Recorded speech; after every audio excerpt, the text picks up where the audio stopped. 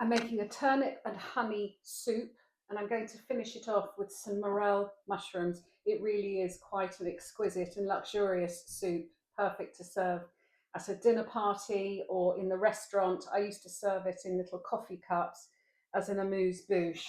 Let's just talk about morel mushrooms for a minute. They are eye-wateringly expensive. Um, I keep a jar of the dried ones, and you simply rehydrate them in some hot water for about half an hour. We'll come to those. They are actually one of the finishing touches, but yes, they are very expensive. You could use porcini mushrooms, I suppose, or shiitake, whatever floats your boat.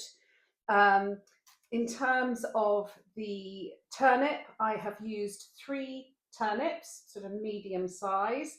Chop them up, it's about 300 grams. I've reserved just a little bit of cubed, which again we will use to do the final garnish.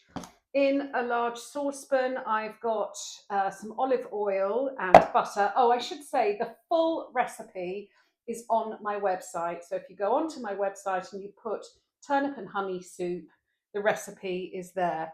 I've also got a couple of bay leaves that I'm going to pop into the pan. I'm going to gently warm this and then saute the turnip.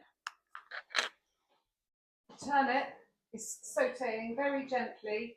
I'm going to add a little bit of salt, and I'm going to cook it until it starts to become translucent, and then it'll be ready for the honey.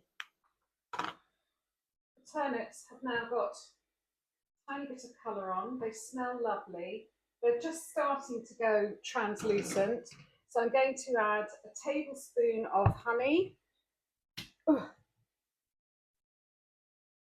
That's roughly a tablespoon. Give that a stir.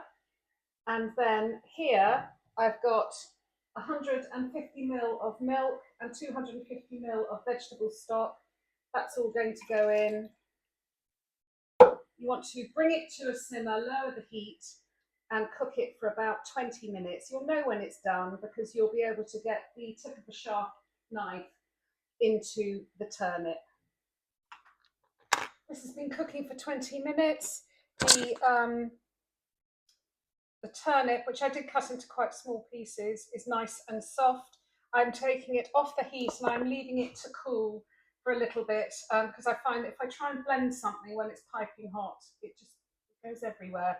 So leave it to cool for a bit and then remove the bay leaves and blitz it up to a soup. I've blended my soup up in a NutriBullet, and for that really silky restaurant feel, when you pour it back into the pan, pass it through a fine sieve, and also check the seasoning, that you're happy with the seasoning, and then I'll show you how to finish it off.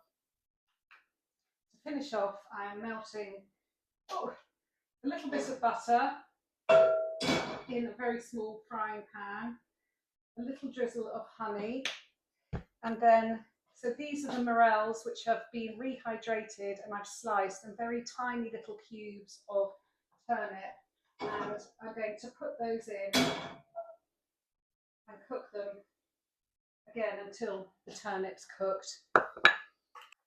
You can cook these in advance if you want and just keep them in a bowl ready to dress, because they'll warm up as soon as you drop them in the hot soup when you serve. And serving, I'm going to put a little spoonful of those lovely bits in the bottom. A generous ladleful of soup. Beautiful. I might just have a little bit more.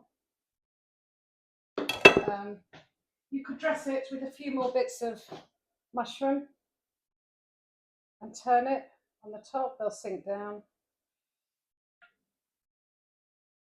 There we are. And I'm going to finish mine off. You can finish it with some thyme. I'm lucky I've got some really gorgeous chervil, which is this lovely delicate frond. I'm just going to put some chervil on there, and there you have it, a very sophisticated turnip and honey soup. I'm going to eat it now. It's lunchtime.